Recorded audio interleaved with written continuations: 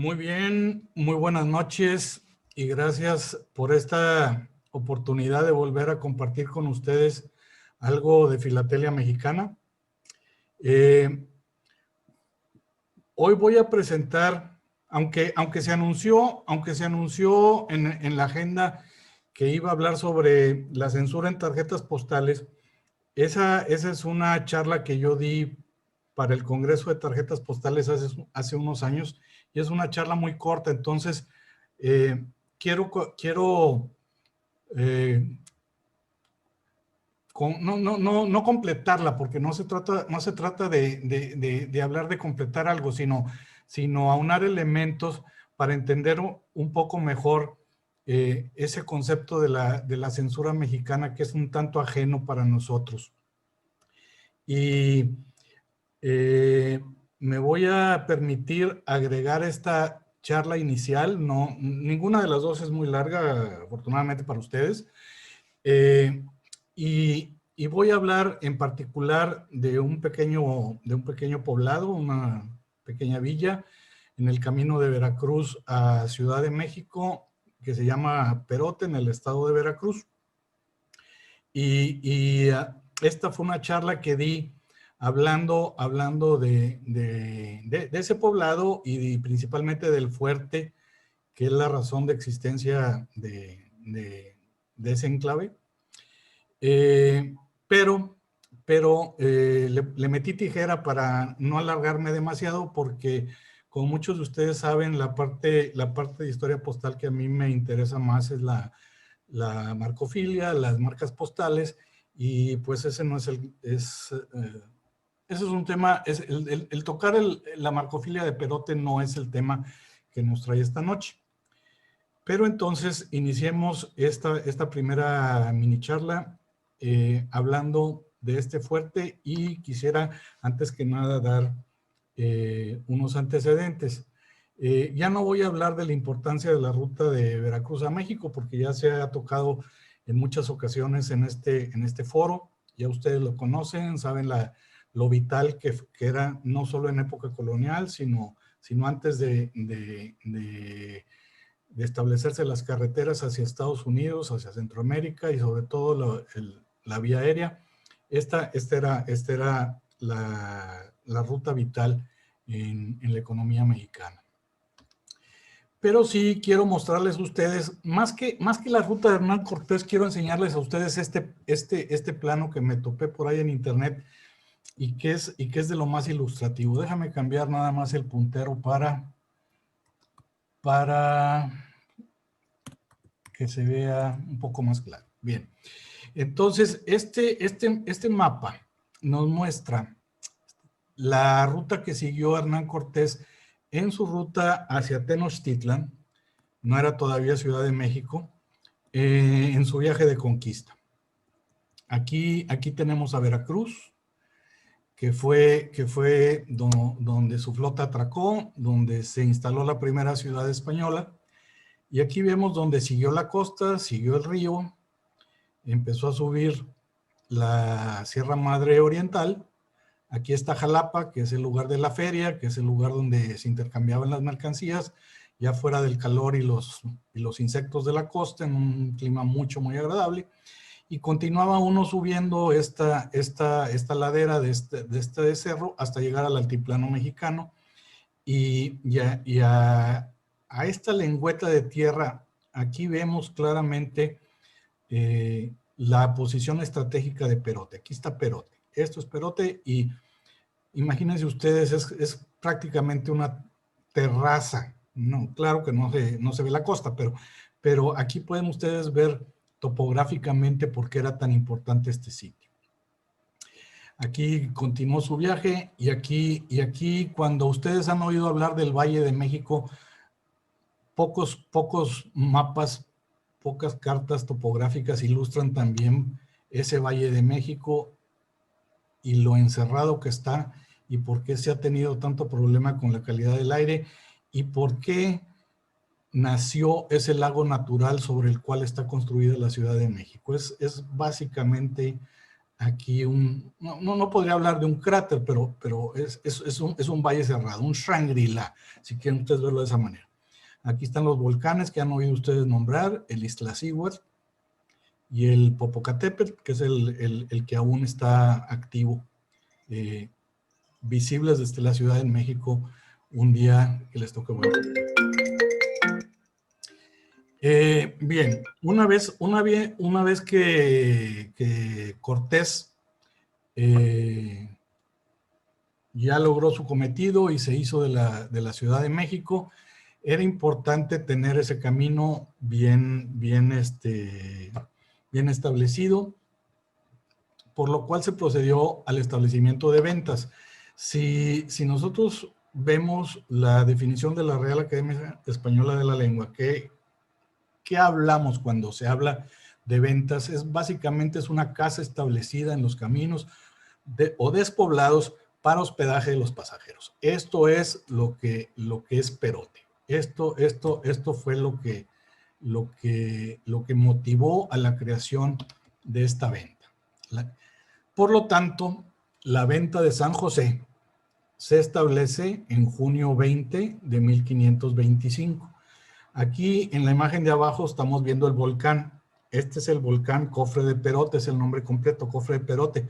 Y no batallamos para darnos idea de por qué cofre. Es muy particular aquí el cráter del volcán.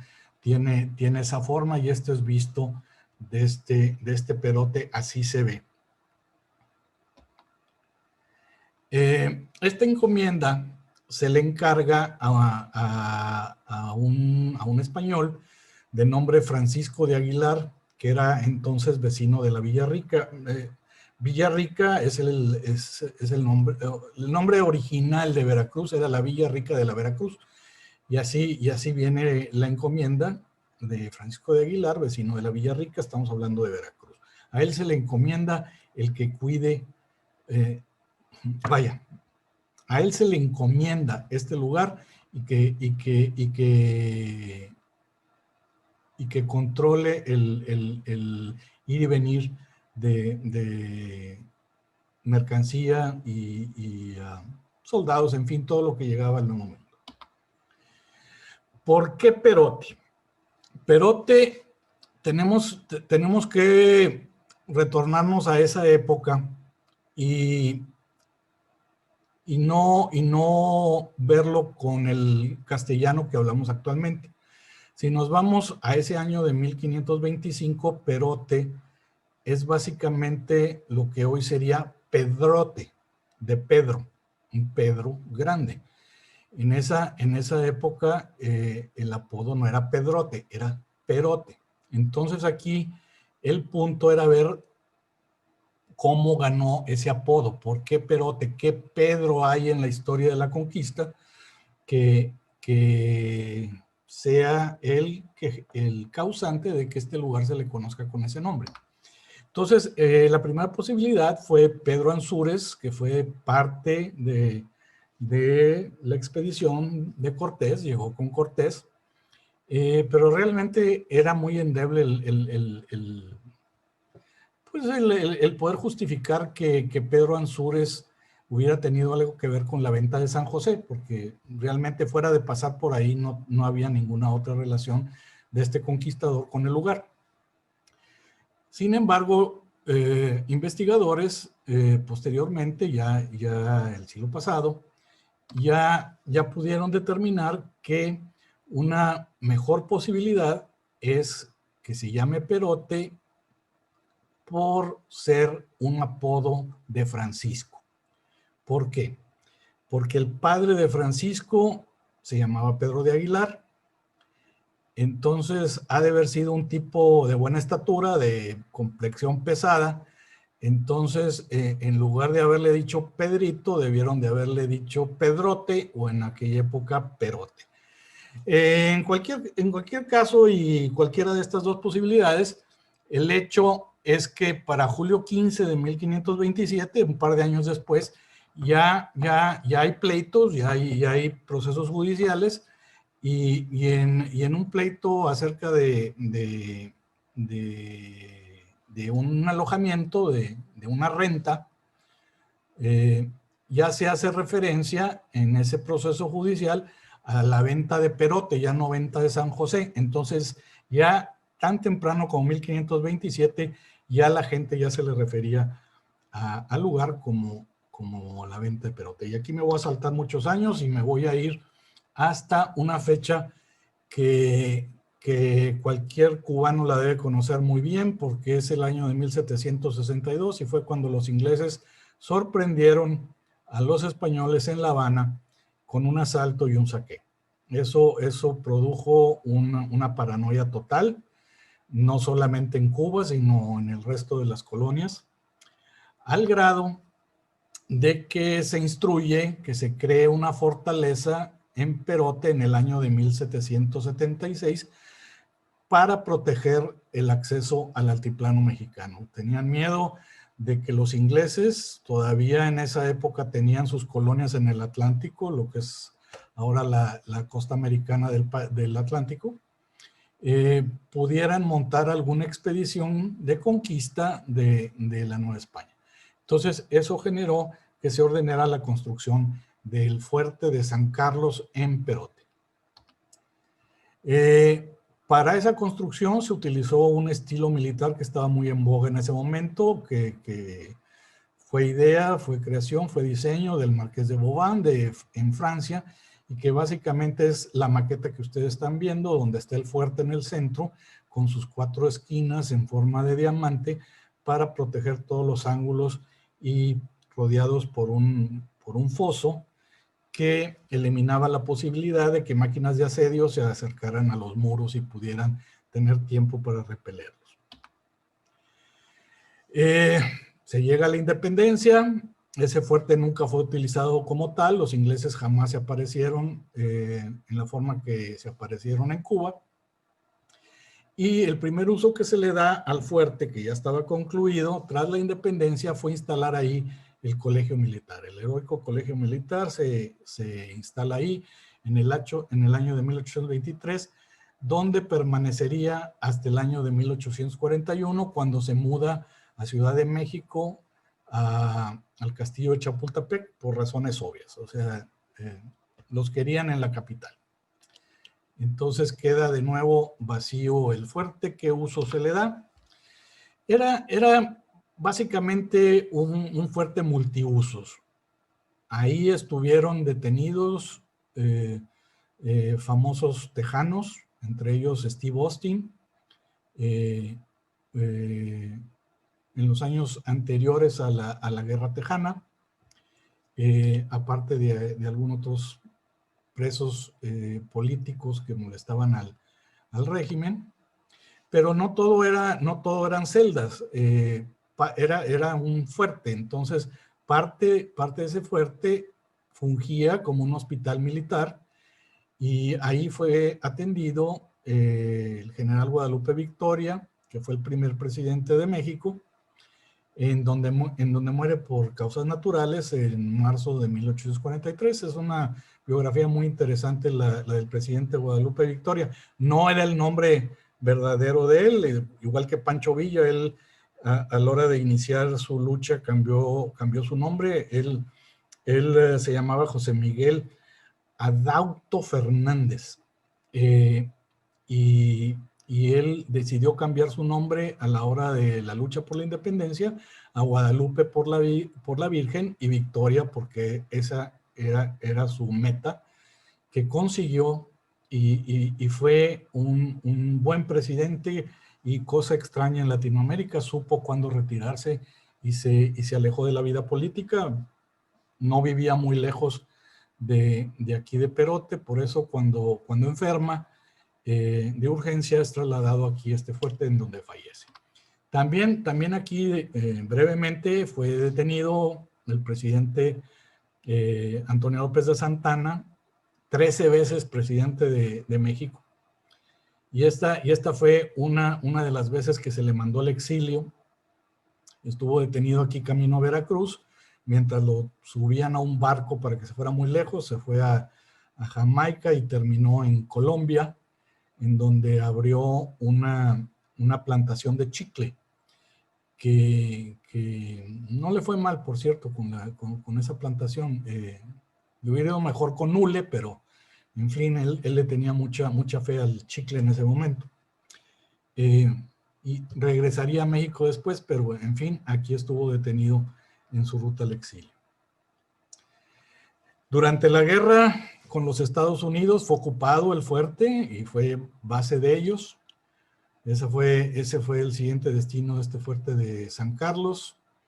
Cuando llegan los franceses, tenían miedo, el ejército mexicano tenía miedo de que los franceses hicieran lo mismo con el fuerte y tratan de destruirlo detonando explosivos dentro del fuerte para que los franceses no lo usaran. Afortunadamente no lograron destruirlo, nada más lo dañaron. Y afortunadamente porque no fue difícil una eventual reparación, pero sin embargo queda semiabandonado por el resto del siglo XIX. Y aquí me voy a ir muy rápido porque esto era lo que se veía en esta charla, pero aquí no lo voy a tocar porque está fuera del tema de la noche, pero aquí vamos a hacer un repaso rápido de las marcas postales que se conocen de Perote, empezando por la colonial, que la vemos superior, en la parte superior, la que a mí más me gusta, que es la de Perote, así con este bonito diseño, que hizo posterior a la independencia. Vemos ahí otras cancelaciones.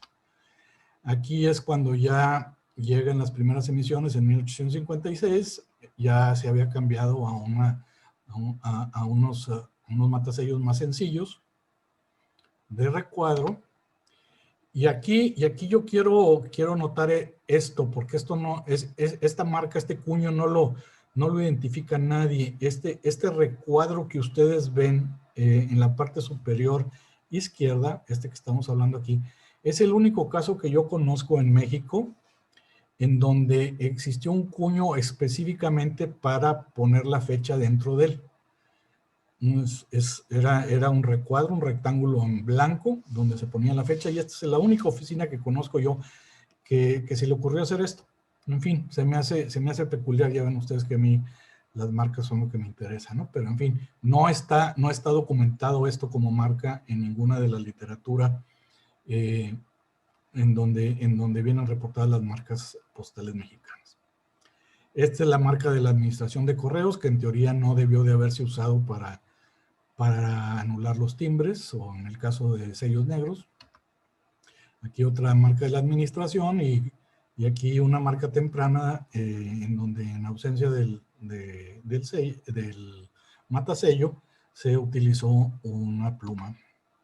Esta es una cancelación hermosa de diligencias para cuando llegaban cartas y se enviaban fuera de valija. Esto era administrado directamente por la compañía de diligencias que operaba de Ciudad de México a Veracruz.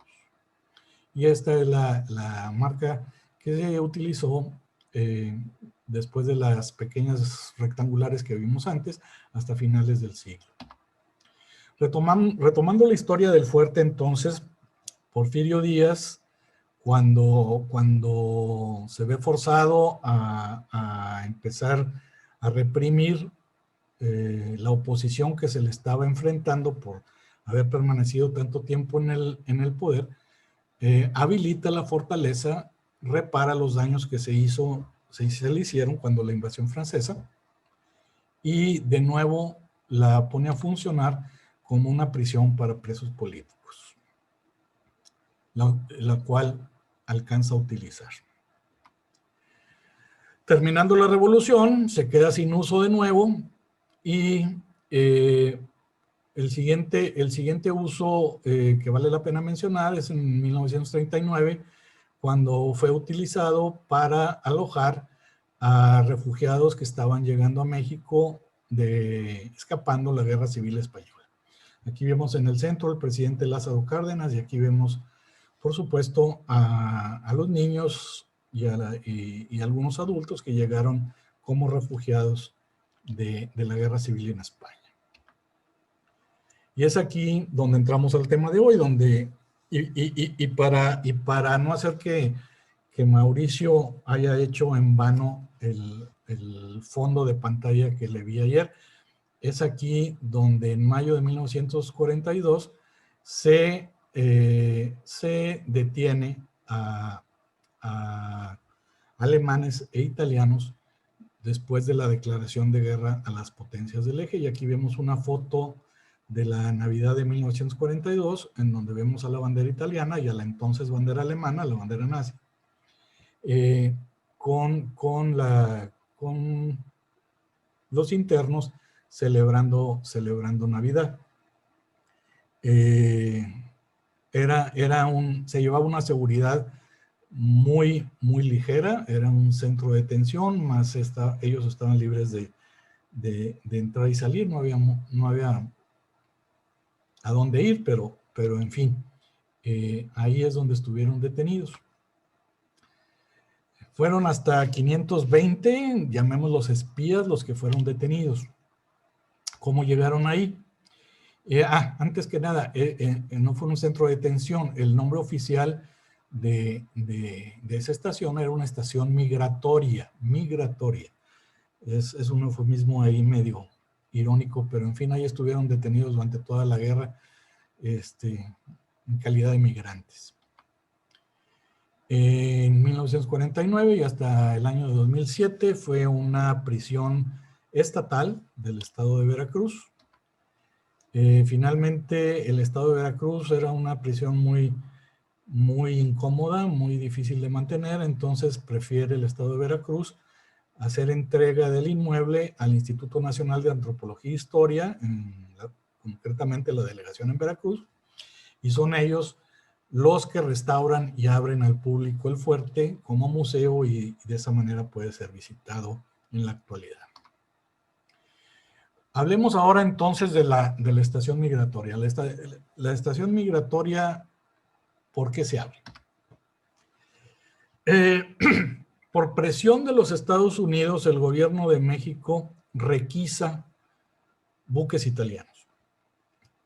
Esos buques italianos que requisa son principalmente petroleros. Era petróleo que se vendía a Italia. Se requisan un poquito a la brava. Y el gobierno mexicano encuentra una excusa para apropiarse de ellos y se ponen a servicio, pero no de los italianos, sino de los norteamericanos. Y empiezan a surtir petróleo a Estados Unidos, que en esa época, en la época de la Segunda Guerra Mundial, México seguía siendo el principal proveedor de petróleo de los Estados Unidos. Y era, por lo tanto, una línea vital para los americanos el tener eso en funcionamiento. Recordémonos que Estados Unidos acababa de entrar a la guerra en diciembre de 1941. Entonces Alemania advierte que cualquier barco de cualquier bandera acercándose a las costas americanas iba a ser hundido y cumplieron su amenaza. Y el 13 de mayo de 1942, el U-564 hunde al barco que se llamaba Lucífero, pero que después de la requisa mexicana se le renombró Potrero del Llano y lo hunde. En ese hundimiento murieron 13 de los 34 entre oficiales y tripulantes que iban a bordo. El gobierno de México inmediatamente exige una explicación al gobierno de Adolfo Hitler a través de la embajada de Suecia y una explicación del hundimiento. La respuesta fue hundir otro barco más. Una semana más, otro submarino alemán hunde un segundo tanquero, el otro barco de origen italiano que había sido requisado, el Faja de Oro, el 20 de mayo. Esto ya forza la mano del gobierno mexicano y México declara la guerra a las potencias del eje el 28 de mayo de 1942. México vería acción en el Pacífico, concretamente en Filipinas, por medio de un escuadrón aéreo. Pero en fin, ese fue el involucramiento de México en la Segunda Guerra Mundial, que entre paréntesis, y quiero recalcar esto, que México en toda su historia solamente ha declarado 2 veces la guerra. La primera fue a los Estados Unidos cuando en un acto totalmente provocatorio los americanos al sumar a Texas como parte de los estados de la Unión Americana, invade territorio mexicano argumentando que estaban en territorio tejano cuando históricamente era suelo mexicano. Empiezan la construcción de un fuerte. Los mexicanos obviamente no los dejan, atacan a los americanos que estaban construyendo ese fuerte, y eso da pie para que los americanos le declaren la guerra a México, y México contesta declarándole la guerra a Estados Unidos, y ya sabemos cómo termina ese episodio. Pero bien, esta es la segunda ocasión en la historia en que México le declara la guerra a alguien. Una vez declarada la guerra, se procede a detener principalmente a diplomáticos, funcionarios consulares, gente relacionada con el gobierno japonés, italiano y alemán. Se detienen a 143 japoneses entre adultos y niños, porque aquí eran familias. Son detenidos y se les muda a la hacienda de Temixco en el estado de Morelos. Aquí es curioso que no conocemos correspondencia de este centro, de esta estación migratoria. Sin embargo, sí sabemos que estos 143 japoneses fueron atendidos por la comunidad japonesa residente en México, que se aseguraron de que estuvieran surtidos con vestimenta, alimento, insumos de higiene, etcétera, etcétera. Los México-japoneses cuidaron de los japoneses. Algunos italianos fueron internados en Irapuato, en la hacienda de San Antonio, y estos sobres enviados desde Irapuato, aquí vemos el sello de Irapuato, son de los más raros de la Segunda Guerra. Se conocen muy poco, yo diría que menos de 10, y son muy buscados estos sobres, estas cartas originadas en Irapuato. La mayoría de Fernando Elizondo, si puedes quitar tu sonido, por favor. Los alemanes y algunos italianos fueron llevados al fuerte de San Carlos en Perote. Y ahí estuvieron 520 internos entre 1942 y 1945. La correspondencia que se manejó ahí fue coordinada a través de la Cruz Roja vía Estados Unidos. De ahí pasaba a Lisboa, de ahí pasaba a Ginebra, y en Ginebra la Cruz Roja los hacía llegar a su destino, ya sea en Alemania o en Italia. Aquí vemos sobres censurados, abril de 1943, porte de 90 centavos. El sello que va atrás es con ánimo de cerrar la carta, no era necesario. Aquí vemos otro más de febrero de 1944, aquí con la censura alemana adicional. Tenemos la censura alemana, la censura americana, y tenemos la censura alemana.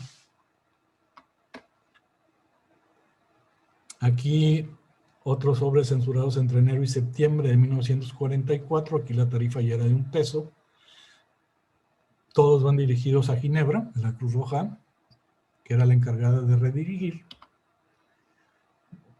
Aquí ya subió a 1.25, y aquí tenemos la marca de censor de México. No son muchas las marcas de censura de México.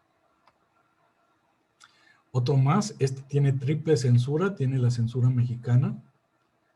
Aquí abajo, luego se examinó en Estados Unidos y se abrió una tercera ocasión en Alemania sobre la censura mexicana, y por eso es la triple censura. Aquí quiero hacer mención de un coleccionista no, él tiene una colección de sobres censurados, no los tiene todos, pero se ha abocado a hacer un censo de cuántas cartas se conocen, cuántas cartas están en el mercado filatélico, y hasta 2015 fue un dato que se consiguió vía MEPSI. Hasta el 2015 él tenía 98 cartas inventariadas y estimaba que pudieran existir en las colecciones en el mundo entre 200 y 300. Así que no estamos hablando de un universo muy grande de cartas censuradas tampoco. La guerra concluye oficialmente el 1 de septiembre de 1945. Bien, y aquí voy a dar por terminada la primera de estas charlas, y no quiero terminarla sin aclararles esta imagen, porque si a un mexicano promedio tú le hablas de Perote, no te va a hablar de alemanes internados, ni de italianos internados, ni de españoles, ni de franceses, ni nada. Te va a hablar de esto. Te va a hablar de los molcajetes, que así le decimos nosotros, son básicamente morteros para triturar comida. Están hechos en una piedra volcánica muy buena para eso, y son muy buscados porque la piedra volcánica de la región ahí de Perote es muy buena para esto. Entonces, si tienen ustedes alguna oportunidad y se topan con un molcajete de Perote es lo mejor que ustedes pueden hallar. Bien, entonces, con esto doy por terminada la primera charla, y ahora sí entramos al tema de la noche, y voy a permitirme,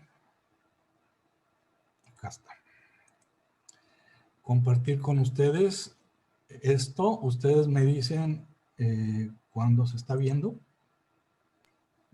Ya. Ok, vamos a arrancarla entonces. A ver, porque se me congeló.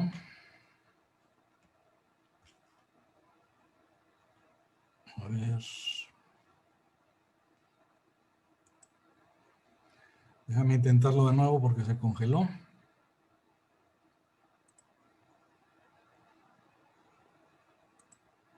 Déjame cerrar.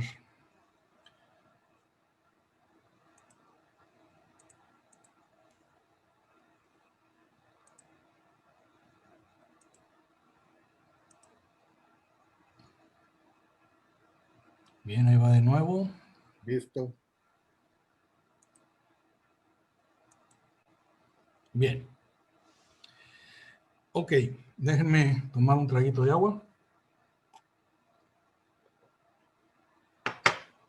Y no lo hice antes, pero quiero hacerlo ahora. Ya es costumbre, y no debemos perder esa costumbre de agradecer tanto a Henry como a Alfonso la oportunidad de hacer estas charlas, pero hoy quisiera agradecerles más que eso la constancia que han mostrado durante todos estos meses para que esto sea un evento diario. Si hay alguien que ha sido incansable en mantener esto vivo, son ustedes dos, y muy merecidas todas las felicitaciones y reconocimientos que han logrado hasta la fecha. Bien. Esta charla yo la di durante el 10º Congreso Mexicano de Tarjetas Postales, que se hizo en Cholula en el año 2017. Y aquí me voy a abocar a enfocarme sobre la censura en tarjetas postales mexicanas. Ojo, no estoy hablando de marcas de censura mexicanas, porque de esas las puedo contar con los dedos de una mano. Quiero hablar sobre el proceso de censura en tarjetas postales, particularmente en tarjetas postales mexicanas. Y para eso necesitamos entender, me voy a tomar un par de minutos, va a ser algo muy obvio, pero quiero dejarlo claro y quiero que sea parte de esta charla para sentir que cubrimos las bases. El concepto de censura. Ese todo el mundo lo entendemos, no necesitamos que nos lo explique, pero quiero ponerlo aquí de una manera ordenada. Ese ese es básicamente un control de comunicación, de transmisión, de conocimiento. Eso puede, esa censura se puede dar mediante el lenguaje, censurando a alguien para que no hable, desde un púlpito, desde un escenario, desde un teatro, desde una plaza, se pueden censurar a alguien para que no transmita sus ideas a través de su voz, del lenguaje. Más común es que sea a través de escritura, y aquí vemos la imagen en donde están quemando libros en la hoguera. Eso se ha repetido y repetido y repetido a través de la historia en todas las partes del mundo. Y eso ha sido siempre en vano y siempre condenable. Pero en fin, eso es algo que viene innato en el concepto y en los esfuerzos por censurar ideas. Y no podemos dejar fuera la censura en el arte.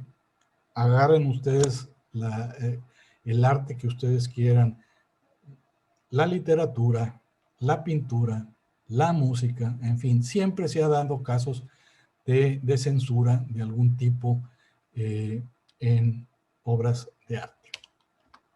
También lo podemos entender como una censura para mantenerse en el poder. Ahí es tratar de evitar la propagación del conocimiento de ideas, información sobre qué está pasando en otros lugares, desinformación, que eso lo vemos más hoy en día, en donde se filtra información errónea intencionalmente con ánimo de crear confusión. Y finalmente lo que se busca es mantenerse en el poder y mantener ese control político. En la charla de hoy nos vamos a concentrar en la escritura y en el control político. Esa censura puede darse en dos formas, en dos épocas. Una es en épocas de paz, en donde ahí la importancia de esa censura es a través de medios de inteligencia, en donde el gobierno, la gente en el poder se entera de movimientos subversivos, de ideas que se están generando que pueden poner en riesgo su posición, y ahí es donde entra la censura. Es impedir la difusión de eso, o en tiempos de conflicto, y aquí involucra guerra. Y esa guerra puede ser externa o puede ser interna. Aquí en esta charla nos vamos a concentrar en esta segunda. Y ahora sí entramos al tema. La censura postal. La censura postal. En el caso de México, tenemos arriba las etiquetas de censura que se utilizaron. Acá abajo es el tema de esta noche, que es la censura en tarjetas postales. En este caso podemos ver ahí una carta censurada que partió de España hacia Australia, en la que se le censuró una frase al final. Y vamos a estudiar este tipo de censuras. ¿Qué implica una censura? Y vamos a hablar de censura en general. Es abrir los sobres, es leer el contenido, hacer un análisis y en base a eso tomar una acción sobre la correspondencia. El abrir los sobres es muy claro. La lectura y el análisis, ahí es donde podemos recurrir a elementos muy sofisticados de análisis, como los que estamos viendo en la parte inferior, donde ya algún tipo de, llamémosle hardware o aparato, es requerido para el análisis o para hacerlo de una manera más diligente. O puede ser también tan rudimentario como una censura en pleno campo de batalla, como es lo que estamos viendo abajo a la izquierda, o en una oficina a la antigüita, en donde se le da lectura a la carta y se toma una decisión y una acción sobre esa correspondencia.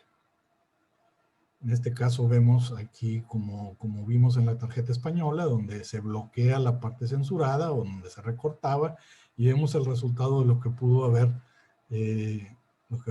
haber sido esa censura.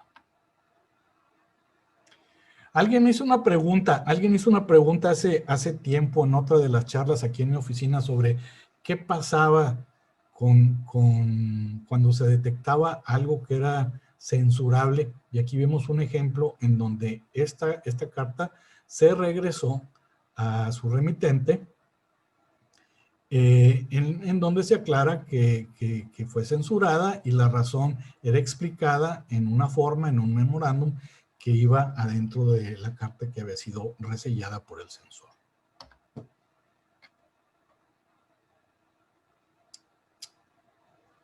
Ok, entonces esas marcas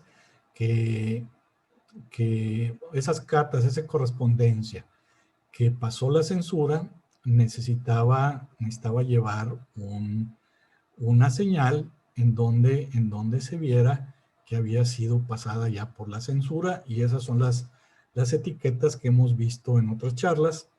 Aquí vemos en la parte inferior una marca mexicana, es muy rara, y aquí otra marca mexicana del Censor México y una americana. En el caso de las tarjetas postales es diferente, aquí no había que abrir nada. Aquí simplemente había que aplicarle una marca, generalmente era con un sello de goma, que aquí los estamos viendo, y era la manera en que se dejaba constancia de esa revisión. ¿Qué información debía, ya cuando se hizo más rutinario el tratamiento de esta correspondencia, qué era la información que debía contener ese paso por la censura? Tenía que tener ese sello que indicara que pasó por la censura en el gomígrafo que estábamos hablando hace un momento. ¿Quién lo revisó? ¿En qué oficina de censura pasó? ¿Por cuál oficina de censura pasó esa pieza de correspondencia? Y finalmente, dentro de esa oficina, ¿quién fue el encargado de revisarla? Había que dejar constancia de todo eso. Y esa censura podía pasar por varias oficinas distintas. En este caso, de esta tarjeta postal mexicana, desde México a Alemania en 1940, todavía no estábamos en guerra, y trae una marca inglesa. Seguramente el recorrido en su momento fue a través de Estados Unidos, de ahí a Inglaterra, y sepa Dios cómo después de eso, vía Portugal, vía no sé, pero lo importante es que traen la marca de censura inglesa y la marca de censura alemana. No todas las marcas de censura son iguales.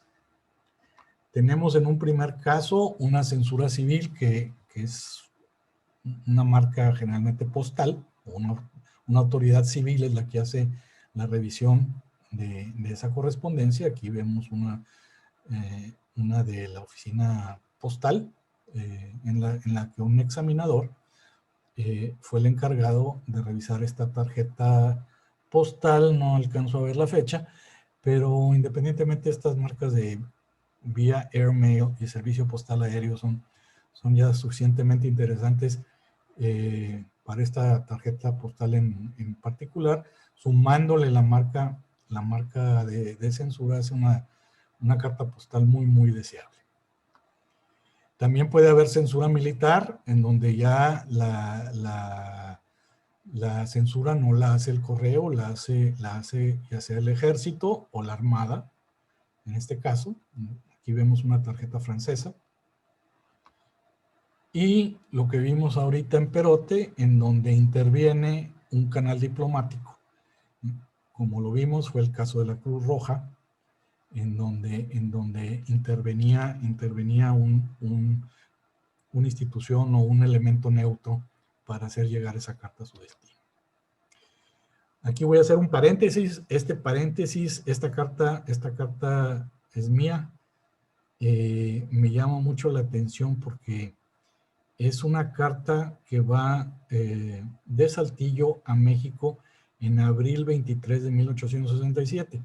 Y esta carta eran ya los últimos días de Maximiliano. En esta fecha, Maximiliano estaba ya por ser aprendido. Entonces, aquí llama la atención que en esa época esta carta hubiera llegado a la Ciudad de México, lo que llegó a la Ciudad de México. Sin embargo, el llevar un protocolo de marcas de censura en esa época era totalmente irrelevante. No me imagino que esta carta haya llegado a la Ciudad de México sin ser abierta e inspeccionada antes de ser entregada. Pero para que ustedes vean que cuando menos en esa época el proceso de censura era simplemente abrirlas, leerlas y si no hay nada comprometedor, que pase. La censura en México ha sido de dos tipos, una de carácter interno, que esto era cuando estábamos en alguna revuelta aquí interna en México, y la relacionada con las guerras mundiales. Como les dije, las marcas de censura mexicanas son bastante raras. Aquí vemos una carta que pasó por el censor. Este es en 1915, en plena revolución. El destinatario no se encontró en el hotel a donde iba dirigida esta carta, así que el cartero la redirigió, se abrió, ¿cómo se llama? Se le dio luz verde para que pudiera ser entregada, se puso en lista en el directorio número 2, finalmente no se, quiero creer que no se entregó porque no hay ninguna marca, pero no sé, a lo mejor inclusive sí se pudo entregar. La cosa es que terminó en lista de correos. En cuestión, ya hablando de postales, durante la Primera Guerra básicamente no existieron en México ninguna marcas. Y las marcas que encontramos en correspondencia mexicana son las americanas. Aquí en este caso, 1919 ya es tardía, sin embargo, todavía esta postal, a pesar del término de la Primera Guerra Mundial, todavía pasó por una censura. Donde la vemos más frecuente, donde lo vemos más frecuente ya son durante la Segunda Guerra Mundial. Aquí tenemos un caso de una tarjeta postal enviada el 20 de junio de 1940. Es una tarjeta postal fotográfica con una imagen de un paraje. Entonces estábamos muy orgullosos nosotros de la carretera México-Laredo. Fue la primera carretera totalmente asfaltada desde la frontera hasta la Ciudad de México. Y estábamos muy orgullosos de ella. Y aquí el motivo de esta postal era la carretera. ¿Quién pensaría en la actualidad tomarle foto a una carretera? Bueno, en aquella época estábamos muy orgullosos de la carretera asfaltada. Queríamos que el mundo se enterara que en México ya teníamos una carretera asfaltada. En fin, esta carretera va a Alemania. Curioso, ahorita vamos a ver el reverso. Y fíjense ustedes bien, porque el cancelador lleva el mensaje de hacer censos es hacer patria, ayude a hacerlos. 1940 era un año de censo. Y este es el reverso. El reverso de esta tarjeta fue revisada por la censura alemana, que la marcó con gomígrafos. Ahí lo vemos, con toda la información pertinente a la que hice referencia, con los números de las personas que hicieron la revisión. Aquí tenemos otra muy interesante. Ahí tenemos al volcán el Iztaccíhuatl, la mujer dormida. Aquí lo vemos muy claro, la silueta de la mujer dormida. Como les dije, en un día claro en la Ciudad de México, si tienen ustedes la fortuna, van a poder ver una imagen similar a esta. En fin, esta fue mandada el 24 de marzo de 1942 a Los Ángeles. Sin embargo, algo aquí a este examinador, el 2273, le hizo ruido. Algo de este texto no le gustó. Pasó a una instancia superior, la instancia superior lo examinó y terminó dándole luz verde y soltándolo para que fuera entregado. Y aquí dice released, es suelto o vaya, dejado salir por la autoridad del censor del distrito postal. Es una marca muy interesante y no estoy muy familiarizado yo con correspondencia censurada en Estados Unidos, pero siento que esta no debe ser muy común. Esta fue mandada desde aquí de Monterrey. Inmediatamente lo reconocemos por el Cerro de la Silla, es el emblema de la ciudad. Y si alguno de ustedes se pregunta por qué Cerro de la Silla, no vean ustedes una silla como la que están sentados ustedes en este momento, es una silla de montar, es una silla de caballo. Y esa sí la podemos ver así muy claramente. Pero en fin, esta es una tarjeta, fue coloreada a mano.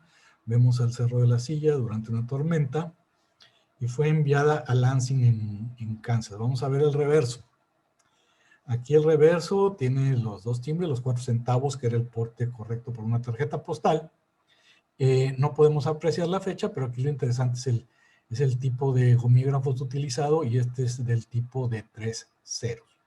Vamos a ver un juego de esas marcas. Aquí vemos otra postal de Xochimilco, enviada desde la Ciudad de México a Nueva York, 25 de mayo del 43. Aquí vemos esta marca de otro sensor, 7533. Esta marca se distingue por el guión, la estrella y el guión. Esta es una estrella delgada. Aquí vemos la estrella gruesa, enviada de la Ciudad de México, revisada por otro sensor. Ahorita vamos a entender esos números. Y vemos otra vez el Isla Seward con, seguramente eran, ¿cómo se llama? Postales de estudio en las que se le pide a la gente. Está muy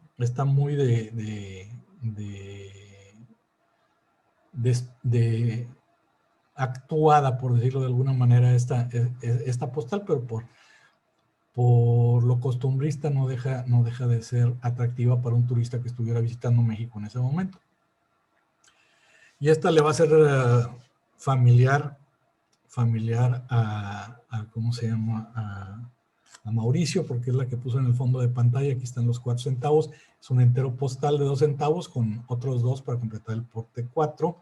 Y aquí es el de la estrella solitaria, el gomígrafo. En este caso sí, le gané a Mauricio porque aquí yo le puse el reverso y Mauricio no nos puso el frente. Pero en fin, aquí lo que quería mostrar era este gomígrafo. Obviamente la censura estaba preparada para lidiar con el caso donde la correspondencia estuviera escrita en otros idiomas, como en el caso de esta tarjeta postal, de este entero postal, enviado a San Francisco, a la famosa calle Grant, que tanto nos hace referencia Henry, en San Francisco. Y esto debe resultar interesante para Fernando Prato, porque aquí en esta versión de marca de censura trae la B de la victoria, con caligrafía china. Aquí tenemos a Bellas Artes, con el gomígrafo de 3 estrellas huecas, en una carta enviada en 1945, ya por concluir la guerra, a Sunbury, Pensilvania, en los Estados Unidos. Fíjense este número, por los números que voy a presentar en un momento, 30.355. Esto ya es al final de la guerra. La censura postal en las tarjetas postales que se enviaron de México a Estados Unidos, que era el recorrido natural de las tarjetas postales. Todas las tarjetas postales enviadas en México pasaban por Estados Unidos en esos años. Ese envío a Estados Unidos era manejado por la oficina de censura, the Office of Censorship, y conseguí el dato hasta 1943, en el cual el número de personas empleadas llegó en febrero a ser de 14.462 personas. Tenían a 14.462 personas censurando cartas, con oficinas en 26 ciudades. Para ese entonces, la lista negra de Estados Unidos, estos 14.000 deberían estar familiarizados con ella. tenían en su lista negra, entonces llegó a tener 16,117 nombres que tenían que tener cuidado. ¿Cómo podían acordarse de 16,117 nombres? No tengo idea, pero había que revisar carta dirigida a estas 16,117 personas. Y esos números a los que hice referencia, vean ustedes esta tabla. Y esta tabla nos dice a nosotros qué oficina de censura fue la que fue encargada de analizar esa carta. Si ese número, esto no quiere decir que hubiera 900 personas involucradas ahí, o en el caso de Nueva York, que es 460 personas. No, son los números que se reservaron para esa oficina. Y aquí vemos dónde está Nueva York, San Francisco, Miami, Nuevo León, San Antonio, El Paso, Los Ángeles, en fin. Podemos leer toda la lista y por el número podemos darnos una idea de qué oficina fue la receptora para fines de censura. Aquí la lista termina en 15,000 y por eso les hice la referencia ahorita de 30,000. No tengo los datos. Aquí abajo viene de dónde se consiguió. No tengo los datos a 1945, pero deben existir. Pero cuando menos hasta el 15,000, aquí están todas las oficinas de censura. Inclusive una en Panamá, en la zona del canal. Y aquí hago un resumen de las marcas de censura para tarjetas postales mexicanas que pasaron por censura a través de Estados Unidos y fueron las que acabamos de ver. Aquí, Fernando Prato, vemos dos con V. Habrá que conseguirlas si es que no las tienes ya. Y esta, ya estoy por terminar, esta es una imagen de cómo se veían esos hangares, esas oficinas, esos galerones, en donde esas miles de personas leían, revisaban, checaban carta por carta, cómo se distribuían por alfombras, por cines, por relacionados con la industria manufacturera de aeronaves, marina, de algodón. Para los amigos argentinos, miren, tenían su zona especial, comercio argentino. Aquí está el Argentine Trade, linóleo. Aquí tenemos para de Asia, el East Indian Trade. Y así podemos ver cómo inclusive arte, cómo se canalizaba toda esa correspondencia a mesas especializadas. Y antes de terminar, quiero hacer algo. Y quiero convertirlos a todos ustedes en censores por un momento. Aquí vemos una postal muy simpática, por cierto, la versión mexicana del Menaquem Peace en Cuernavaca. Esta fue una tarjeta postal enviada el 6 de marzo de 1943, enviada a Ciudad de México, de Ciudad de México a Detroit, y fue en su momento revisada por el censor 12,029. ¿Dónde estaba el censor 12,029? 12,020 en San Antonio, Texas. Esta fue revisada en San Antonio, Texas. Bien. Entonces, aquí quiero que todos ustedes se pongan en los zapatos de este sensor del 12,029 y vamos a analizar todos esta tarjeta postal. Bastante curiosa. Y aquí ya la vemos. Voy a leerla en voz alta y quiero que me sigan. Hello-UWorlds-Golfo.I.Caribe de y ahorro Bango, La razón de la culpa, Conchita Sintra, en Maravilla del Toreo, firma Rec o Reg, Y aquí yo quisiera que se salieran ustedes de mute y que cada uno de ustedes, cuando se sienta con confianza de dictaminar si pasa o no pasa, nos compartieran su opinión, si pasa o no pasa. Jaime, no pasa. No, parece que todo está en clave. No pasa. Exactamente, todo está en clave. Entonces, Golfo, punto y Caribe parece la ubicación de algún punto estratégico ahí.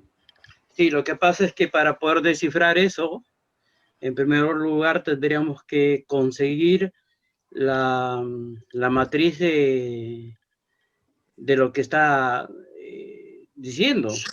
Recuerden de que los alemanes en esa época tenían un alto nivel de codificación. Es más, en la Segunda Guerra Mundial hubo una máquina, no sé si recuerdan, que era difícil de decodificar, ¿no? bueno, más opiniones. A ver, ya tenemos dos que rechazaron que esta pasara. No pasa. Pasó porque no sabían inglés. No pasa, no. Van cuatro que dicen que no pasa. Habla del Golfo y me mandaste eso, me estás tomando el pelo. Por lo menos me estás tomando el pelo. Pasó porque no sabía inglés. Para mí no pasa. No, Un comentario, también para mí no pasa, pero es Conchita Cintrón. Conchita Cintrón, sí, fue una rejoneadora peruana. Okay. Es una figura del toreo peruana, pero no pasa, por supuesto que es clave, pero como dicen, se necesita una matriz para poder leerlo. ¿Qué puede ser? Es una hoja de un libro, una hoja de un periódico, si no, difícilmente lo vas a poder. Pasa por pornografía. descifrar. Entonces, ahora yo quiero, sí, perdón. No pasa por pornografía, no por lo no por el intento de encriptado. A ver, quiero oír ahora voces contrarias. Quiero oír quién dice que pasa. Yo digo que pasa porque es demasiado evidente el mensaje. Es decir, si por un lado Conchita Cintra al final dice maravilla del toreo, ¿no? Cintrón, es Cintrón, Alex. Cintrón. ¿No? Y vamos, el hecho de que escribiera eso tan, digo, él sabía que iba a pasar por la censura, ¿no? Bueno, ¿alguien más? Yo también digo que pasa. Ok, vamos a dejar la discusión. Vamos a ver opiniones y luego la discutimos. Henry, ¿tú la pasas? Pasa. Alfonso, ¿estás ahí? Aquí estoy. ¿La pasas o la rechazas? Yo con solo verla por haber sido radioaficionado, la rechazo. Luis Fernando, ¿quién más está por ahí? No veo la lista de presentes. Igual no hay ninguna... Jorge Moscatelli, ¿qué? ¿La rechazas? La rechazo. Jorge Alcañiz, la paso. No. Ernesto López no pasa. Carlos Martínez, la paso. ¿Quién dijo que en la vida todos son negros y blancos? Sí. Bueno, y eso está en clave, Luis Fernando. ¿La pasas o no la pasas? No, la parte pasa a la mitad nada más, la parte. La puedes retener. Sí, eso. La bisecta. La retengo hasta acá. Te diste la dirección, tienes que leer la dirección. ¿A quién va dirigida? Ahí viene parte de la clave. Va a Sir Malcolm Gilmore en Southeastern Recreation en Detroit. Y ahí está la clave para tener una respuesta. Ajá. ¿Qué es Hello You Wolves, Golfo y Caribe? Ese de Yahorro Bango, La razón de la culpa, Conchita Cintrón en Maravilla del Toreo. Es esto. Era una lista de la cartelera en Ciudad de México en ese momento. Ay, no. Pues no tiene ningún seño de rechazado. Pasaba. Aquí está, no era Bango, era Banjo. Golfo y Caribe es otro nombre de piratas del Mar Caribe. John Wayne. Esta de Wolves no la encontré, pero supongo que es esta Wolves que dice Wolves of the Range. La de Pedro Infante no hay duda, La razón de la culpa. y Conchita Cintrón en La Maravilla del Toreo, aquí la vemos hasta el póster. Entonces aquí iba dirigida a una compañía de entretenimiento y obviamente o era promocionando películas. Era un concurso. O dando. Era un concurso. ¿Sí? Era un concurso. ¿Te acuerdas, Luis Fernando, que yo estaba ahí? Era un concurso. Y conocía las películas que habían sido editadas ese año. Y todas las películas son coetáneas, son de la misma época, o sea, así la saqué porque me googleé Conchita Cintrón en Maravilla del Toreo, me apareció el póster ese que están ustedes viendo, y como iba dirigido a una compañía de entretenimiento, quise ver si las demás eran películas también, y sorpresa, las ventajas del Google empezaron a brotar todas las películas. Todas las otras. Con la que batallé fue con la de Wolves. Esa de Hello es donde está diciendo hola esta persona. El nombre de la película, pero algún libro que después fue película. Entonces todas estas son películas de ese año. Lo más interesante es descubrir que Conchita Cintrón era peruana, hombre. Yo ni sabía de su existencia. Bien, entonces con esto doy por concluida la charla y le doy gracias a Fernando Elizondo, que lo vi aquí participando, y muchas de estas piezas son parte de su colección. Entonces, gracias, Fernando, por facilitármelas. Muchas gracias, y gracias, Jaime. Súper. Felicitaciones, Jaime. Muy bien. Felicitaciones, Jaime. Muy bueno, Jaime. Muy bueno. Felicidades. Muy interesante, Jaime. Pero todos ustedes reprobados como censores, ¿eh? No, yo ya pasé. Yo no, oye. yo pasé. Yo pasé. Jaime, dame la duda. Yo era un gringo en esa época y al ver esas cosas y traumado por la guerra, lo censuraba. Claro. Mira, yo sabía que... Danos la razón de la duda, Jaime. Yo sabía que había pasado porque trae la marca del censor, Sí. y llegó a nuestras manos. Entonces, pasó. Entonces, yo quería entender la razón de por qué pasó, porque yo nunca la hubiera pasado en mi vida. Yo en mi defensa, yo vendo aguacates, amigo. Pero bueno, el Google me sacó de dudas. Está bien. Muy interesante. En realidad yo también le tiré a la adivinanza porque tenía el pasado del censor y ya habías mostrado la otra carta que si se rechazaba, se rechazaba. Claro, Nunca sí, hubiera sí, tenido sí. eso. Entonces por ahí yo dije todo el resto, ¿no? Pero Jaime, era una muy- curiosidad. Mira, estoy buscando a Conchita Cintrón Ujú. y dice, Concepción Cintrón Berril, conocida profesionalmente como Conchita Cintrón, fue una figura del rejoneo referente de la torería peruana. Nacida el 9 de agosto de 1922 en Antofagasta, Chile. Ah, Mira más abajo, ahí dice nacionalidad peruana y portuguesa, que eran sus padres. O sea, nació en Chile de padres portugués y peruano, se fue a México. Le hicieron Caramba, una- esta mujer es súper internacional, hombre. Ella es un ícono de la torería mundial, señores. ¿Sí? Sí, claro, por supuesto que sí. No como Rocarrey en este momento, que es uno de los 3 mejores toreros del mundo y que es peruano, pero sí Conchita Cintrón, todos los que nos gusta el toreo, es un nombre muchísimo, muy conocido y como peruana, aparte. Wow. Y solamente curiosidad, sin desviarnos mucho, ¿es común ver toreras o es una cosa rarísima? Son dos cosas muy, muy diferentes. Una es el toreo a pie y el otro a caballo, o el toreo en 4 patas, como le llamamos. Rejoneadoras hay más, pero sí llega a haber toreros. Ahorita hay una rejoneadora muy famosa francesa que se llama Lea Vicens, ¿no? Pero sí se llegan a ver en cantidades mínimas y triunfan muy poco, ¿no? Cristina Sánchez, española, aquí tenemos una que es inclusive del mismo pueblo de donde yo, del mismo estado, Hilda Tenorio.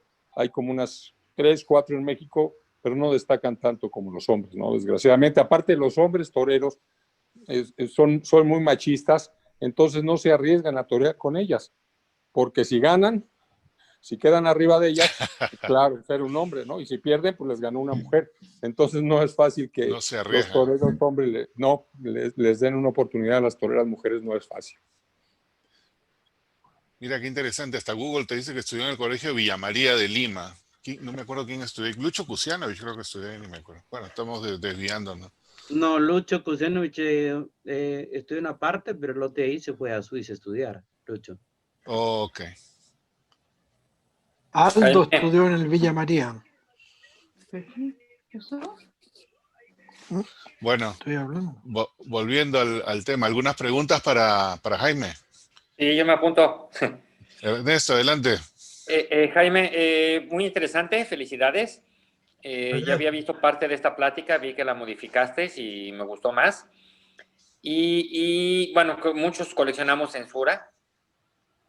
Una de las últimas piezas que yo conseguí, no sé si entre en esta categoría o no, es una carta que pasó por censura, pero de cárcel. ¿Se puede poner en una colección de censura como la que presentaste? No. No creo. No tengo idea, pero... ¿De qué año es? ¿Mexicana? Sí, mexicana de los 70s. Ah. Esto, si la censura es porque el correo entró a la cárcel o salió, sí. Si no tiene nada que ver con el correo, pues no es nuestro tema. Salió por el correo. Si la censura fue para que se vaya por correo, podría ser. Pero si fue nada más para que de afuera de la cárcel le pasen información, pues no tiene nada que ver con lo nuestro. Ok, pero sí salió por correo de la cárcel. Depende de quién ha hecho. Oye, Jaime, una pregunta. Sí. En la censura en las guerras, por ejemplo, abrían el 100% las cartas, pero ¿las leían el 100% o era al azar o era exhaustiva la censura? ¿O no? Mira, yo supongo que es una lectura rápida que te da pie a un análisis más detallado, pero le estás preguntando a la persona equivocada. Necesitas preguntarle a alguien que se especialice en censura. No te puedo responder. Julio, Yo quería hacer, bueno, con lo que decís, Jaime, que muy interesante la charla. Pero entonces vos me decís que no sos, yo te iba a hacer una pregunta, pero al decir que no sos especialista en censura pierde un poco de sentido. La última postal que mostraste, sí, muy interesante, con las películas, es del año 43. ¿Estoy equivocado o es cierto? a ver, voy a compartir. Estoy casi seguro que es del año 43. Estoy casi cierto que tienes razón. Deja ver.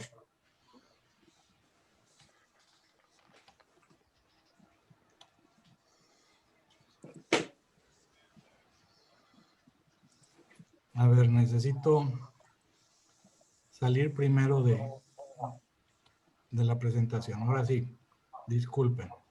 No. Déjame compartirla ahora ya. Bien. Pero abrí la equivocada. Abrí la primera charla. Déjame abrir la segunda. Un momento. Si no, no te hagas problema, Jaime, porque te digo lo siguiente. Yo he visto varias postales del año 43 circuladas de México a los Estados Unidos. ¿De acuerdo? Sí. Creo que hay varias. Ahora, claro, esta es una pregunta que te quería hacer, porque he llegado a algunas conclusiones respecto de la censura mexicana.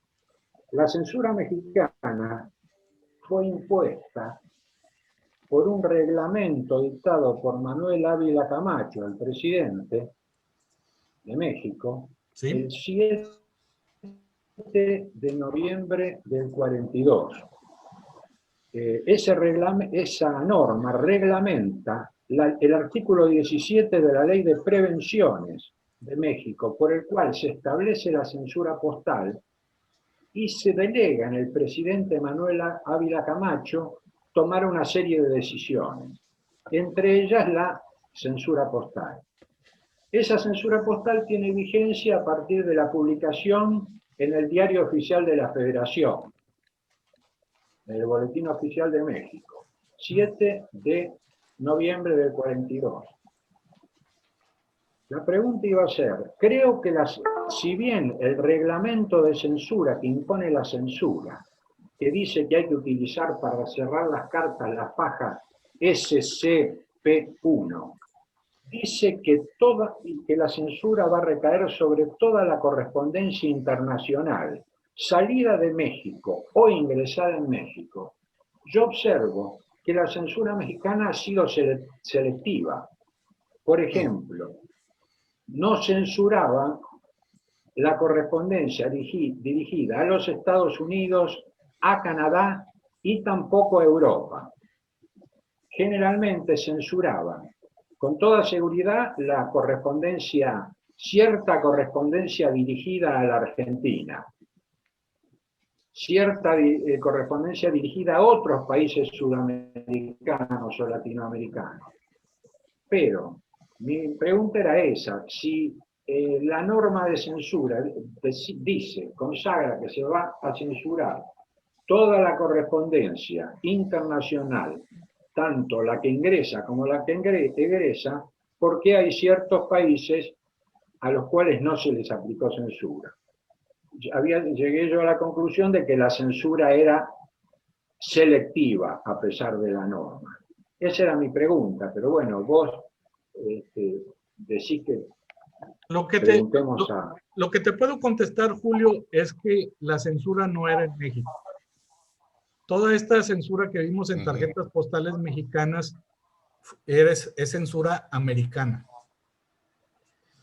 Entonces hasta donde yo sé, en tiempo de la guerra, la correspondencia internacional se canalizaba vía los Estados Unidos, no estoy seguro, hacia Sudamérica. Entonces, el proceso de censura era en Estados Unidos. Pero en México todo salía sin censura. No hay marcas de censura mexicana. Hay muy pocas cartas censuradas, pero son las que vimos en la primera charla de los centros de atención. ¿Sí? Está bien. No importa, me parece, el encaminamiento, porque salía de México e iba a los Estados Unidos, o a otro país vía Estados Unidos.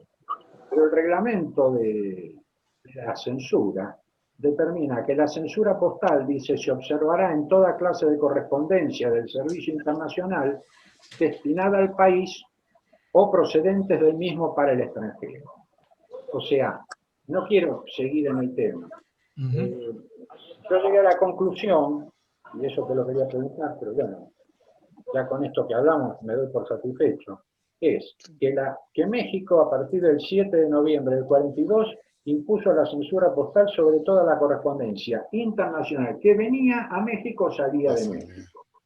Pero evidentemente a Estados Unidos, a Canadá y a Europa no censuró, y a otros países sí. O sea que en definitiva la censura era una censura selectiva. Eso te quería preguntar, pero bueno, se lo dejo planteado a cualquier especialista. No, es cierto eso, es cierto. Sí. A Estados Unidos vi una sola, es un Bmail, con un sobre Bmail del escuadrón mexicano, bueno, que está dirigido a San Francisco. Es el único caso que hay con censura mexicana hacia Estados Unidos. Pero, Fernando Elizondo, tú conoces más el tema, si quieres responder. No, sí, lo que plantean es correcto. O sea, y también tienen que conocer un poco la idiosincrasia de los mexicanos. O sea, una cosa es que haya salido en el diario oficial, pero puede haber simplemente una carta que ordena que no tiene sentido censurar dos veces porque Estados Unidos lo va a censurar. Y efectivamente, la correspondencia de México a Estados Unidos en general no era revisada por México porque le iban a revisar en Estados Unidos o en Canadá, eso es cierto. Entonces, la apreciación es correcta. O sea, sí fue selectivo. Claro, pero con eso, esperando que la censuren en Estados Unidos, puede haber sido una decisión política, pero va contra la norma, ¿no es cierto? Contra el reglamento del artículo 17 de la Ley de Prevenciones Generales. Pero bueno, es un asunto muy técnico. Yo no he encontrado, más que la carta que dice Fernando, que hemos visto de la Fuerza Aérea Mexicana Expedicionaria 201, era dirigida a un sargento primero mecánico que está en Filipinas. No hemos visto otra carta censurada, ya les digo, a USA, a los Estados Unidos, a Canadá y a Europa en general. Sí, a la Argentina hay un montón. Bueno, muchas gracias, disculpe. Eso. Sí, esa es la carta. Sí, pero eso es militar, ¿sí? Hay que tener cuidado nada más de no confundir la censura general, postal, de la censura militar. ¿Sí? Hay diferentes criterios. Sí, estamos de acuerdo, estamos de acuerdo. Ahora esa censura utiliza las fajas de examinado SCP-1 propias de la censura del 7 de noviembre. Pero estamos de acuerdo que la censura militar es distinta a la censura civil. Bueno, muchas gracias. Disculpa. Gracias. Benjamín. ¿Han oído ustedes, hablando de los mexicanos, han oído ustedes hablar de la censura de los padres, de los papás de familia? Les platico, es algo muy interesante. La abuela de mi mujer nació a principios del siglo XX, en 1900 y tantos, entonces los papás eran muy estrictos con las relaciones que tenían las hijas con sus novios. Entonces, al grado de que la abuela de mi exmujer decía que el teléfono que tenían en su casa tenía un auricular aparte para cuando ella hablaba con su novio, la mamá o el papá podía estar escuchando la conversación. Pero ¿a qué voy en la filatelia? En aquel entonces escribían muchísimo, entonces los papás leían las cartas, principalmente el papá, el jefe de familia, leía la carta, tanto que recibía del novio como la que ella mandaba, y se mandaban mensajes secretos cortitos debajo del timbre postal. O sea, estaba la carta y estaba todo, y debajo del timbre postal pues, le ponían te quiero o te mando un beso o cosas que estaban prohibidas y que los padres no podían ver y que ellos ya sabían que levantando el timbre el mensaje secreto estaba ahí. Quería comentárselos. Ahora ya sabemos por qué se lavaban tantos sobres antiguamente. Hay otro tipo de censura, ¿sí? Que ha habido en diferentes países que tiene que ver con cuestiones morales, ¿sí? O sea, hay países donde está prohibido enviar postales pornográficas, que sí ha habido muchas en el mundo, ¿sí? Y hay países que los prohibían y hay países que son más liberales y no había tanto problema. Pero generalmente estaba prohibido enviar pornografía o simplemente algo demasiado erótico tendría que enviarse dentro de sobre, en el caso de las postales, por ejemplo. Y eso estaba reglamentado.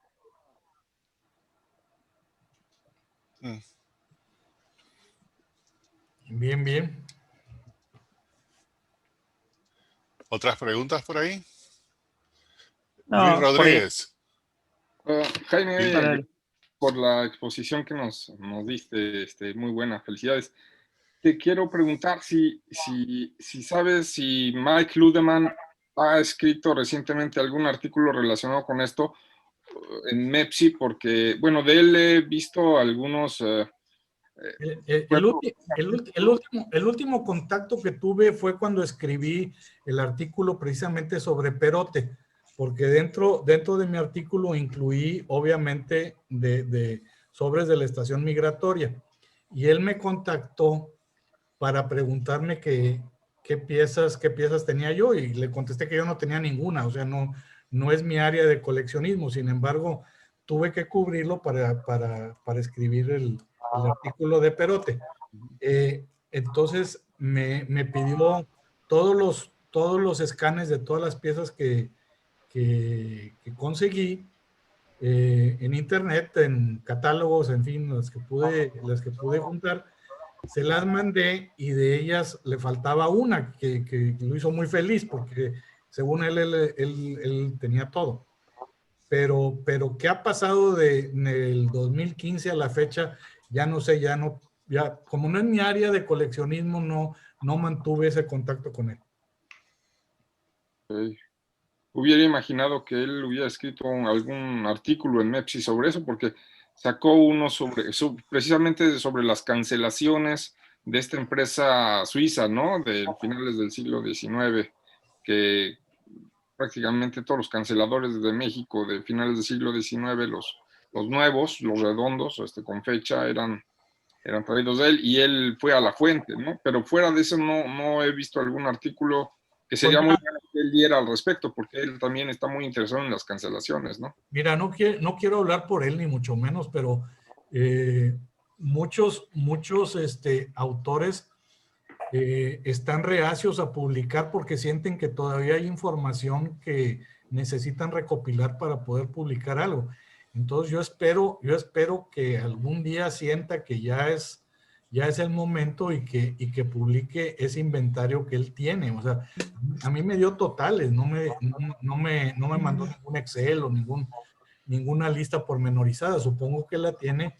No sé qué tan celoso sea con esa información como para compartirla, pero estoy de acuerdo contigo. Ojalá y publique pronto la información que tiene, ¿no? Ojalá. Sería una pena que se perdiera. Gracias. Fernando. Gracias. No, bueno, primero felicitaciones, Jaime, de vuelta. No, quería agregar las censura que decías con la B, que si las conocías, hay varias, porque también eso identifica qué ciudad era. Hay una que tiene una sola B, que es San Francisco, hay otra que tiene dos, que es Seattle, y hay distintas, y otras también tienen como una O o un círculo, y a veces tenía mis dudas, a veces todavía no está seguro si será una B o algo, como está combinado a veces con otros símbolos. Digo, ¿será la B de la Victoria o no? Acumulé, así tengo algún par que conseguí por los dos, dije, bueno, a ver para cuando lo confirme ya las tengo ahí preparadas. Igual me faltan algunas, pero hay varias, desde varias ciudades, algunas que tienen una B, 2B, B con estrellitas, varias combinaciones que indican distintas oficinas de censura. Nada, quería agregar eso sobre esa parte que comentó. Claro. Jaime, una pregunta un poco más general. Obviamente una tarjeta, todo abierto, se usaba el mogomígrafo, todo eso. Acaba la guerra y por algún tiempo todavía Estados Unidos seguía aplicando la censura, o la censura se corta terminantemente cuando acaba la guerra. Aquí lo vimos con una postal mexicana censurada en 1919. Después de la guerra, claro. Pero realmente no te puedo contestar ese detalle porque no conozco lo suficiente en cuanto a fechas tardías como para poder responder esa pregunta. Ok, gracias. En Europa, después de ambas guerras, siguieron censurando hasta principio, después de la primera hasta principio, a mediados del 19, y en la segunda, bueno, después en Europa... Mucho más, claro. Sí, pero porque después, digamos, primero estaba durante la guerra y después, digamos, con Alemania ocupada, Austria ocupada, todos los aliados seguían censurando ahí en sus respectivas zonas, digamos, también por varios años más. Claro. Esa parte de la censura es interesante porque en algunas partes parece ser no constante, pero no es que no sea constante, sino que hay alguna razón, ¿no? Por la que continuó, como decía Julio, que era selectivo. Por ejemplo... Es interesante, eso está muy bien. Dale, Julio. En el caso de revisar sobres de la época, hay muchos dirigidos a la Argentina. Y hay, por ejemplo, censuraban, he visto sobres censurados, discúlpenme si lo pronuncio mal, el creador de Bimbo, ¿cómo era el apellido? Serviche, Viche. la panificadora BIM. Sí. Serviche. Servitaje, para que no ¿Perdón? batalles. Servitaje, para que no batalles. Pronúncialo literal. Bueno, la correspondencia de este señor y de su socio, que ahora se me escapa el nombre, Mata, del Serviche y Mata, que tenían una exportadora e importadora. El gobierno de Ávila Camacho, bueno, después de junio del 42, la censura, y da la sensación que hay censura sobre cartas de empresarios, porque todavía no se había solucionado el problema del impuesto extraordinario a la riqueza que había sobre los empresarios. Después Ávila Camacho baja, a pesar de tener como jefe de, corríjame por favor, como jefe del ejército a el anterior presidente del Partido Revolucionario Mexicano. ¿Cómo, perdón? Lázaro Cárdenas. Claro, Lázaro Cárdenas era el jefe del ejército.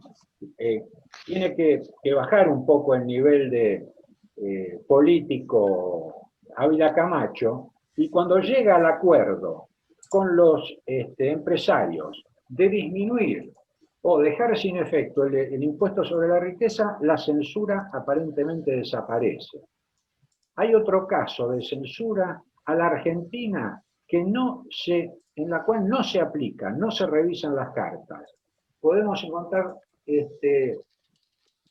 algunas cartas, muy pocas censuradas. Es toda la correspondencia dirigida desde México a Pedro García, de la librería El Ateneo. Así como hay censuradas cartas a la Argentina, las de Pedro García, dueño de la gran librería Ateneo, el Ateneo en la calle Florida, no se censuraba. Pensando un poquito, el Fondo de Cultura Económica, la gran empresa de publicaciones y extraordinaria y conocido por todos, española, se estableció en México. Y la librería del Ateneo tenía una gran vinculación con el fondo de la editorial, con la editorial del Fondo de Cultura Económica, ubicada y con sede asiento principal de sus negocios en México. Esa correspondencia a Pedro García del Ateneo no era censurada. Entonces llegué a una conclusión, bueno, con las pocas cosas que uno puede, las pocas piezas que uno puede contar, es ese tema de que la censura, a pesar de haber sido consagrada sobre toda la correspondencia internacional entrante o saliente, era selectiva. Dije esto para aclarar un poquito cuál era lo que yo pensaba. Pero esto es producto de las simples investigaciones de un... Y no me extraña que haya sido así. Esa época de la guerra, uno de los 500, que eran 540, 512, que estuvieron internados en Perote, fue un empresario alemán radicado en Monterrey, que tenía un negocio muy próspero. Fue detenido en Monterrey, fue llevado a Perote, y fue por razones políticas. No era tanto el miedo de que fuera un agente alemán, no fue una excusa para hacerle daño político por enemigos aquí en Monterrey. Claro, de acuerdo. Siempre, de todas maneras, durante las guerras hay sujetos de interés, pues, ¿no? Así traten de enmascararse, siempre lo van a seguir al milímetro. O a lo mejor había algo detrás de eso, pero... Claro. Pero lo que se sabe públicamente es que fue una medida de venganza política. Sí, claro, está bien. Estoy totalmente de acuerdo, Jaime. tenía, según la norma, esta norma publicada el 7 de junio del 42 en el Diario Oficial de la Federación, el Boletín Oficial de México, habla también de cuando que tienen que mandar al Distrito Federal, a la Oficina de Distrito Federal de Censura, la correspondencia cuando hay alguna duda, porque existe también una lista de remitentes y destinatarios sospechosos, lo que es propio de la censura postal durante las guerras, utilizado por supuesto por la censura alemana y por la censura inglesa. Lo mismo consagraba la norma mexicana, nómina de destinatarios sospechosos y de remitentes sospechosos. O sea que seguramente con lo que vos decís, Jaime, con lo que yo te contaba, aplicaban esa lista. No solamente destinatarios sospechosos y remitentes sospechosos, sino que aplicaban los remitentes o destinatarios no sospechosos, como si hubiera una lista de aquellos que no eran sospechosos para nada, como el caso aparentemente del Ateneo, de la librería del Ateneo, por su vinculación con el Fondo de Cultura Económica. Una lista blanca y una lista negra. Interesante. Sí, sí, sí. Y curiosidad. No lo llamaban lista negra como los norteamericanos, porque sin lista negra en todos los países que enseñaron la censura, Alemania y Gran Bretaña, especialmente Gran Bretaña fue el gran maestro de la censura postal durante las guerras,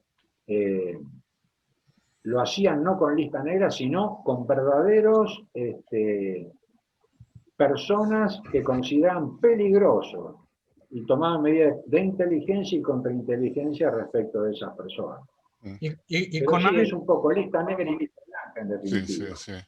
Y con el presidente Ávila Camacho, a él le tocó un gobierno en el que tuvo que manejarse en la cuerda floja, porque él siguió a Lázaro Cárdenas, que recordemos que fue el que nacionalizó la industria petrolera y los ferrocarriles. Entonces a él le tocó un poquito serenar a los norteamericanos, a la clase empresarial nacional, en el sentido de que México no estaba socializándose. Inclusive es la serie del Timonel es la única ocasión en que se ha emitido una serie conmemorativa que celebra un cambio de gobierno, y a insistencia de él, el tema fue un timón y un timonel dándole un golpe al timón, si quiere subliminalmente, dejando saber, cálmense que las cosas se van a tranquilizar, o sea, no se alarmen más de lo necesario. Y fue lo que hizo. Fue un gobierno muy pragmático. Por ponerlo de una manera muy diplomática. O sea. Claro, yo estoy totalmente de acuerdo, por lo leído, no por lo vivido, pero por lo leído y por lo investigado, que estoy totalmente de acuerdo con lo que vos decís, Jaime. Y es muy interesante la aclaración para poder entrar en el contexto en que nos movemos con la cuestión de la censura postal. A mí me llamó tremendamente la atención que al fundador del grupo Bimbo le censuraban la correspondencia que mandaba a la Argentina. Y estaba de por medio el bajar el tono de Lázaro Cárdenas para llegar a Ávila Camacho con los empresarios a algún acuerdo respecto de las restricciones o de las cargas impositivas. Bueno, cuando se liberó eso, puede haberse liberado un poco la censura también. Sí. Muchas gracias por tu aclaración, Jaime. ¿Alguna pregunta o comentario final por ahí? Ok, no veo a nadie. Bueno, con eso, Jaime, nuevamente muchas gracias. Dobles gracias por las dos presentaciones y estar el día de hoy cubriendo el día. Y el día de mañana.